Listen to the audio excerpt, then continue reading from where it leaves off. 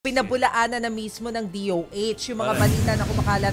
Kung napansin po ninyo sa social media tungkol daw dito sa bagong sakit na pwedeng maging pandemic. Sabi po ng DOH, walang kumpirmasyon mula sa ibang bansa o sa World Health Organization ang mga kumakalat na chismis na ito. So chismis lang siya. Gate pa ng ahensya, parati silang nakikipag-ugnayan sa WHO para sa international health regulations. Paalala pa nila, iwasang magpakalat ng maling impormasyon at huwag basta-basta maniniwala sa mga nababasang post online. Para po sigurado tayo titingnan natin yung source ng information. Kapag may nakita kayo ng mga balitang kagaya ng ganyan na hindi tayo sigurado na nakapost sa social media, iisipin nyo agad, sino ba ang credible na tao na pwedeng magsalita dito? Ano yung credible agency?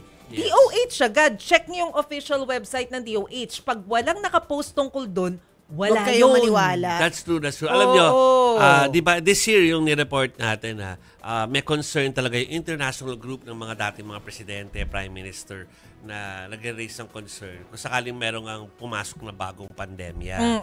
Parang sinasabi ng mahila, it's inevitable na meron kasi kaya dapat handa talaga tayo, no?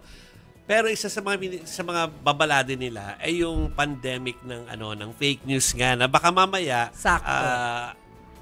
parang hindi naman totoo na meron, mas lalong yung nagiging dahilan ng panic sa buong mundo, no?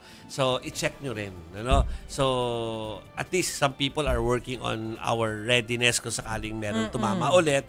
Pero hindi natin sila matutulungan yung mga experts kung yung mga fake news na yan ay nandyan saan.